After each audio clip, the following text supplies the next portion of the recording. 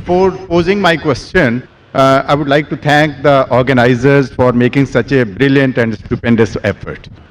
Now, coming to my question, I have a lot of interaction with Muslims because my early childhood and youth was spent among them. But one question has always been not really understood by me, the definition of Allah. Because to my mind and the way it has been given to me by my Muslim friends and acquaintances, that their definition of Allah basically is negation of other faiths and also non-acceptance of their definition of God as such. Your scholarship is very profound. I would like to be benefited by it. The brother asked a very good question, very important question, that he wants to know one thing which has been always in his mind: what is the definition of Allah in Islam?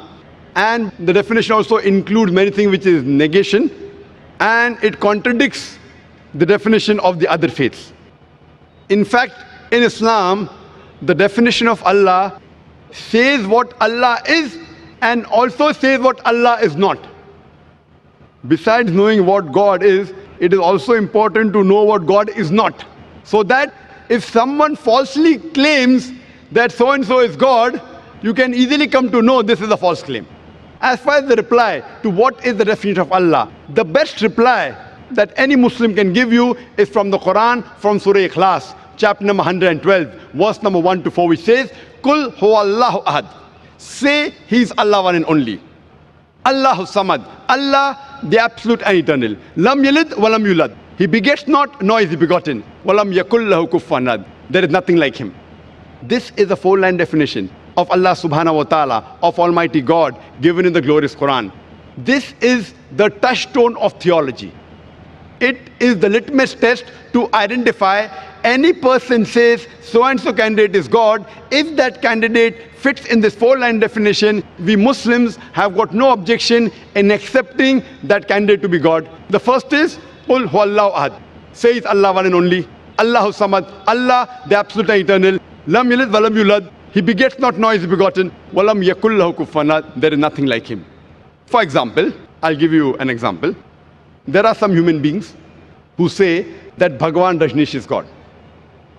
During question and answer time, there was a Hindu brother who told me that if Hindus don't consider him to be God, I never said that the Hindus call Bhagwan Rajneesh to be God. There are many human beings who claim Bhagwan Rajneesh is God. Now I will give you a sample. Why do we use this negative also? Like say is Allah one and only is positive. Allahu samad, Allah the absolute eternal. Lam yalid wa lam yulad. He begets not, nor is he begotten. Why do we use this? Now we'll put this Bhagwan Rajneesh to test. The first test is, Qul huwallahu ahad. Says Allah one only. Was Bhagwan Rajneesh one and only? Was he the only man who has claimed divinity? There are hundreds who have claimed divinity, and in this country of ours, India, there are thousands of men who have claimed divinity. Thousands of people have said that they are God. He's not the only one. But Rajneesh Bhakt will say, no, Bhagwan Rajneesh is unique. So let's go to the next test. Allahu samad. Allah, the absolute and eternal. Was Rajneesh absolute and eternal? When we read his autobiography, we read there that Bhagwan Rajneesh, he was suffering from asthma, from diabetes mellitus, from chronic backache. Imagine Almighty God suffering from asthma, from diabetes mellitus, from chronic backache. The third test, Lam yalid wa lam yulad. He begets not, nor is begotten. We know Bhagwan Rajneesh, he was born in Madhya Pradesh, and he had a mother and father. And in 1981, he goes to America and takes thousands of Americans for a ride. And in the state of Oregon, he starts his new center known as Rajneeshpuram. Later on, the American government arrests him and puts him behind bars. Rajneesh alleges that the American government gave me slow poisoning. Imagine Almighty God being slow poisoned. And 1985, the American government kicks him out of the country. He comes back to India and goes back to the city of Pune. And there, he goes and restarts his center, which is today called as Osho Commune. And if you visit Osho Commune today, if you go to a samadhi, where his ashes have been kept after he died, it is mentioned over there on a samadhi, on a stone, Osho, Bhagwan Rajneesh, Osho, never born, never died, but visited the earth from the 11th of December 1931 to the 19th of January 1990. Never born, never died. But visited the earth from the 11th of December 1931 to the 19th of January 1990. They forgot to mention on his samadhi that he was not given visas to 21 different countries of the world. Imagine Almighty God coming on this earth to visit different countries and requires visas. And the last test, Walam Yakullahu Kufuwan Ahad, is so stringent that the moment you can compare God to anything in this world, he is not God. Walam Yakullahu Kufuwan Ahad. We know Bhagavan Rajneesh. He had a white beard. Like the human being, he had 2 eyes, 1 nose, 1 mouth, 2 hands. The moment you can compare God to anything in this world, he is not God. Walam Yakullahu Kufuwan Ahad. For example, someone says that Almighty God is 1,000 times stronger than Arnold Schwarzenegger. You may have heard the name of Arnold Schwarzenegger, the person who got the title Mr. World, strongest man in the world, Mr. Universe, the strongest man in the universe. The moment you can compare God to anything in this world, whether it be Arnold Schwarzenegger, Dara Singh or King Kong, whether it be 1,000 times or 1,000,000 times, the moment you can compare God to anything in this world, he is not God. Walam Yakullahu Kufuwan Ahad. So this, brother, is, in short, the concept of Almighty God. As far as the second part of the question is concerned, that why does it contradict with the concept of God in other religions?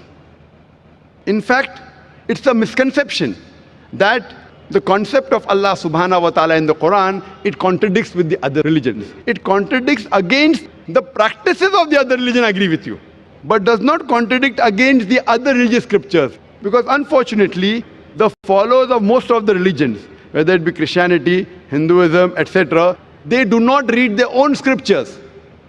So if we analyze the practices of the non-Muslims, it does contradict. But if you go back to the scripture, if you have to understand the concept of God in any religion, the best is to try and find out what that scripture of that religion has to speak about God.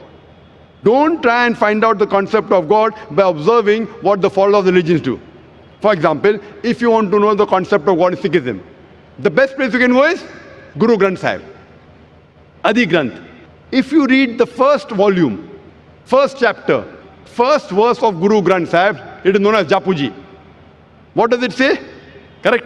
Known as Japuji. It says that God is one. He is called the true. He is called as eternal. He is existent. He is compassionate. He is free from fear and want. And if you know, in Sikhism, Sikhism believes in one God. It does not believe in idol worship. It does not believe in Avatarvada. And in the manifest form, he is called as Ek Omkara. And unmanifest form, he is called as Omkara. And if you read the scriptures of Sikhism, there are various attributes given to Almighty God. If you read the 6 scriptures, Almighty God, he is called as Sattanama. He is called as holy name. He is called as Kartar, the creator. He is called as Rahim, merciful. He is called as Kareem, beneficent. He is also called as Vahe Guru, the one true God. So if you go back to the scripture, the concept of God in Sikhism and Islam is the same.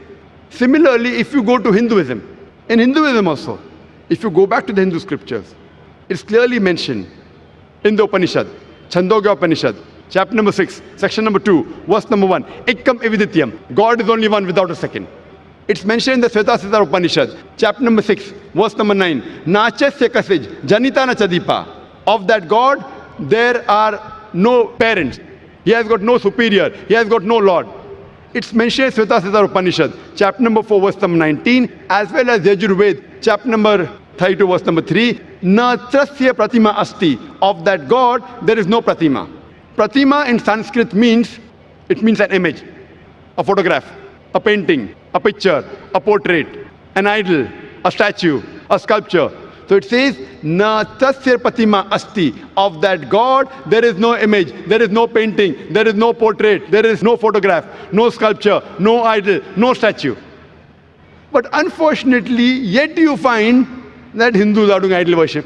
Who's to blame? I'm quoting the Vedas. Vedas is the highest authority amongst all the Hindu scriptures. But yet you find that Hindus do idol worship. Why? Because the scholars of Hinduism, they tell that, see, Brother Zakir, you know, at the lower level, People don't understand, so for concentration we require the idol. When we reach a higher level of consciousness, then idol is not required. So I tell this Hindu Pandit, we Muslims have already reached the higher level of consciousness. It is the basis of Hinduism, basis of Vedas. But there are some sects in Hinduism, like Arya Samaj, which completely denounce idol worship. So similarly, if you go to Christianity, if you read the Christian scriptures again idol worship. Yet you find that the Catholics, they make an image of God and they say Jesus Christ, peace be upon Almighty God. So what we realize that if you go to the Christian scriptures, the Christianity and Islam, the teachings of Jesus Christ, peace be upon him, it is similar. But most of the Christians, what they claim, that Jesus Christ, peace be upon him, he claimed divinity. In fact, if you read the Bible, there is not a single unequivocal statement in the complete Bible where Jesus Christ, peace be upon him, himself says that I am God, always worship me. If any Christian can point out any unequivocal, any unambiguous statement in the Bible where Jesus Christ, peace be upon him, himself says that I am God, always worship me, I am ready to accept Christianity today. In fact, if you read the Bible, it's clearly mentioned. It's mentioned in Gospel of John, chapter number 14, verse number 28. Jesus Christ, peace be upon him, said, my Father is greater than I. Gospel of John, chapter number 10, verse number 29. My Father is greater than all. Gospel of Matthew, chapter number 12, verse number 28.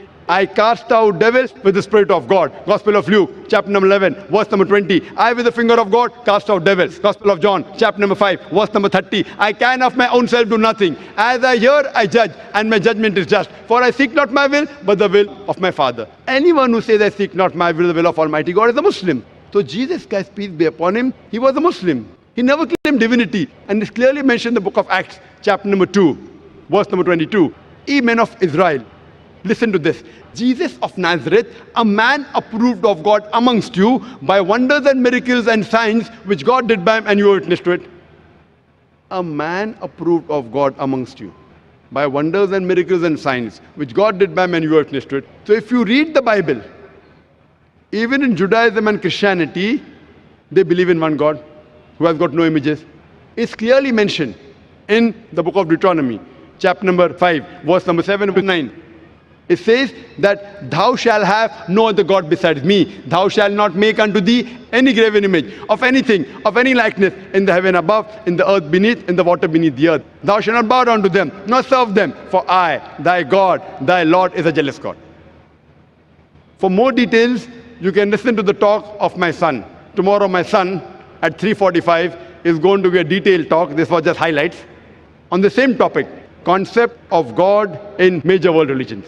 And you'll find out it is the same. We believe in one God who has got no images, and we worship him alone and no one else. Hope that answers the question. Thank you so much. And you said it for me because the definition of God as it is tallies exactly with Islam, whatever we have in Sikhism,